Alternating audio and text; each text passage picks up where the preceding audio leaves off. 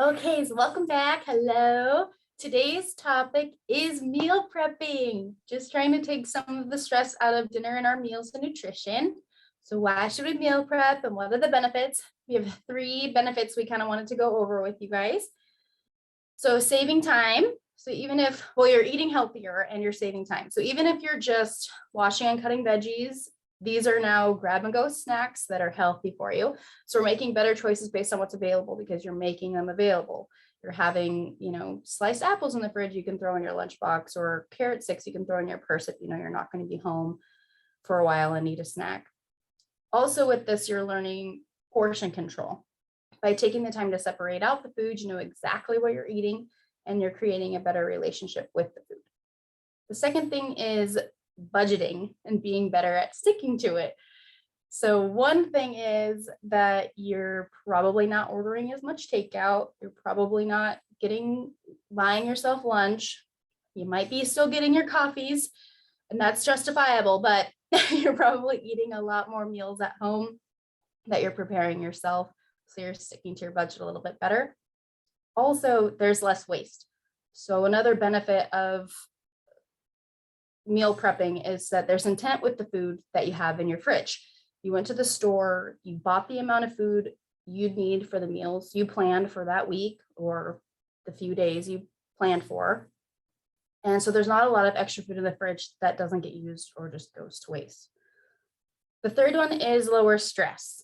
So because you're saving time and you're most likely eating better by default, we have less stress surrounding our meals and our nutrition. And we're more likely giving our body better nutrients, which highly contributes to your mood. So less stress all around. We do have 3 meal prepping apps that we wanted to kind of highlight. The first one's called Meal Lime. So you enter your preferences, the foods you like and dislike, and there are preloaded recipes that pull for you. They're provided and they include organized grocery lists and instructions on how to make the recipes. The thing that I really liked about this one was that all the recipes that are included are under 45 minutes. So if you're kind of getting into cooking for yourself or meal prepping, 45 minutes for a meal is not that bad. The second one is Paprika. So you load your own recipes and build your own meal plans. So you kind of have to have an idea of what you're looking for in a meal plan. But you customize your own grocery list, and Paprika can tell you if more than one recipe shares the same ingredient. So you're not buying more than what you need. There is a small one-time fee. I think it's like $5. But if it's something that you're going to be using all the time, that might be worth it for you. And I do think with Paprika, Alyssa, correct me if I'm wrong, it tells you where the item is in the store. So if it's an ingredient, it's one of Alyssa's favorites. If it's an ingredient you're not used to using, it will tell you exactly where to go to get it. And that will save you a lot of time. This just recently happened to me and I left without it because I could not find whatever it was I was looking for. And then the last one is called Plate Joy. And it creates a customized meal plan according to your dietary preferences and your weight loss goals. So if you put in your foods you like and dislike, but also like if you're non-dairy or if you're trying to do low sodium, it will pull meal plans according to those preferences. And it creates grocery lists for you. And you can also log ingredients you already have. So if it calls for almond milk and you have almond milk, you can log that you have that. The really cool thing about this app is you can send your grocery list to your Instacart delivery. So if you Instacart, this is a perfect way to make sure you don't forget any ingredients for recipes you're wanting to try. This one, there is a fee for, but you get a free trial month. So my hope was if you decided to try this, you might be able to do it on your own after a month to kind of get a good idea of what you're wanting to do with your meal planning. Or if you just decide you can't live without it, then it might be worth it for you to just continue on. And we also put together a few Crockpot meal handouts for you guys. So when I did a steel cut oats, a chicken, and a sweet potato Mexican quinoa. And when I was looking these up, I tried to keep in mind calorie count, sodium, and sugar levels. So there's still room for healthier substitutes or adjustments that can be made for taste. For instance, personally, I think the oats need a little more cinnamon. So next time I make those, I'll probably add that. But just to kind of drive that point home, with the sweet potato Mexican quinoa, it calls for a can of corn. So just to kind of put it in perspective, I looked up Walmart canned corn and a Walmart bag of frozen corn, same brand.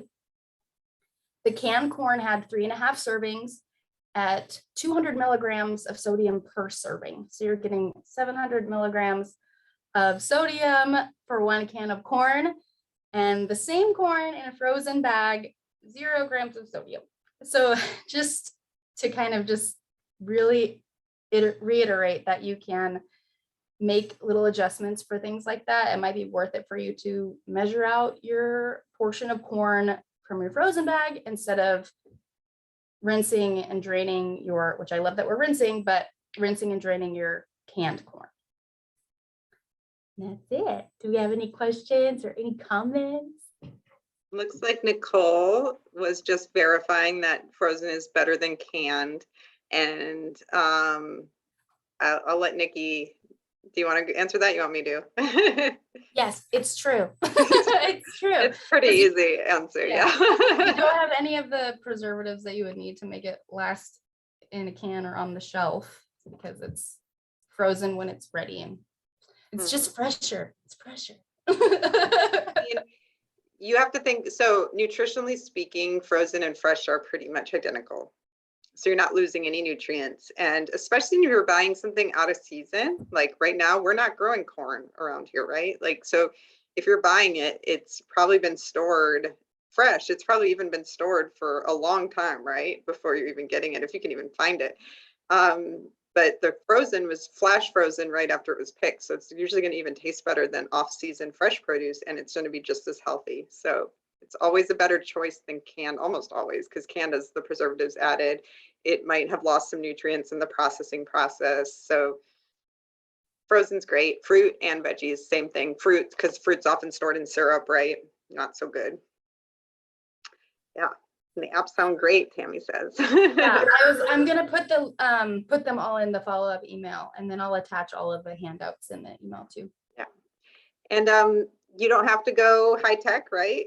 You can go low tech with meal planning. Yeah. There's tons of great handouts you can print, or even just write it out on a sheet, right? It doesn't, I love the apps because it takes a whole bunch of the processes and put them all together. So it takes choosing the recipe and it automatically makes the grocery list from it, which I love. But if you're more of like a pen and paper person, or you like to do that, it's totally possible to do.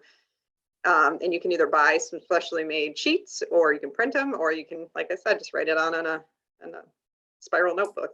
Go back. I'm a pen and paper person.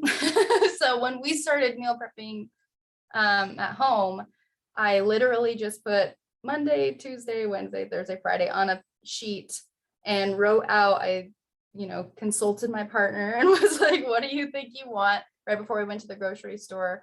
And it's stuff that we know we like, and I knew what the ingredients were already because of things I'd made before, but I was able to, we just meal prepped on a lined piece of paper and it worked out really well.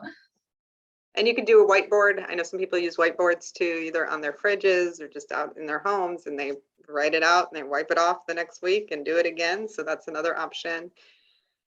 And remember that meal prepping can be as complex or not as you want it to be, right? Like Nikki kind of mentioned this at the beginning, but I just want to emphasize that you don't have to feel overwhelmed. It's not like you have to sit down and make a different recipe for every dinner, it doesn't have to be like that. It can be as simple as just, at least when you go to the store, knowing what you're buying for sort of for the week, or it could be at least having those snacks prepped and ready to go. That might be your first step, especially if you're working, right? Having those snacks at work and preparing them ahead of time can be really powerful. Or it could be what some people do is the other extreme is they take their Sundays and they actually cook the meals for the week, right? Like they know that their weekdays are going to be really hectic. So they prepare, they freeze, they portion, and that's another way. So find what works for you. I don't like spending my Sundays cooking. I'd rather cook every evening or every other evening. But some people really like that, having it out of the way. So listen to yourself. And yeah, saving money, huge deal, right? When we know and we spend the time looking at what we already have.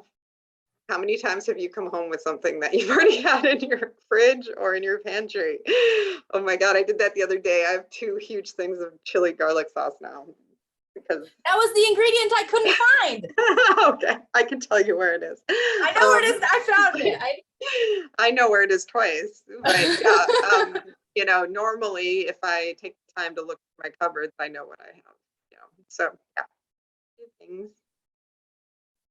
Any other questions or comments? These are great ones in the chat.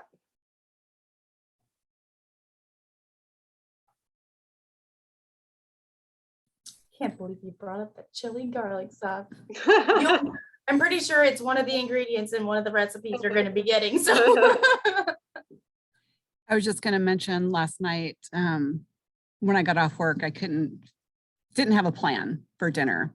And I know that we were low on things because we haven't been grocery shopping.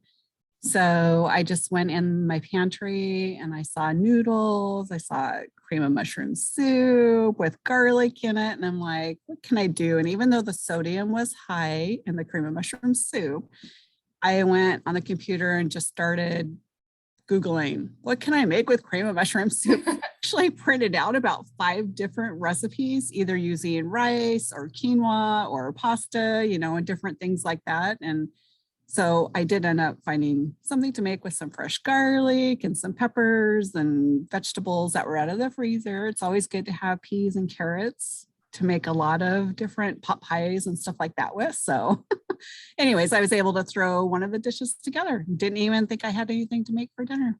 So it was great.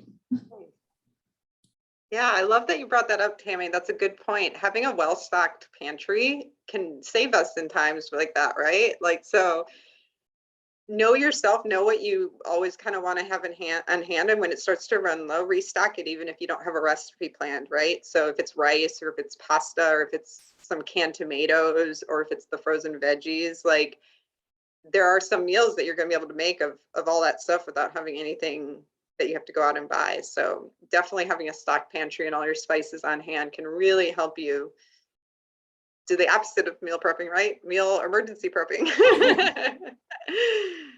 Yeah, that's great.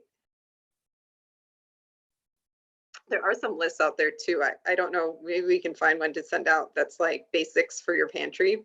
So you can kind of go through and make sure you have everything that you can make meals out of. So, and they can be pretty healthy, you know, especially if it's like whole grain pasta, right? Or brown rice that you have on hand, or those frozen veggies like we just talked about.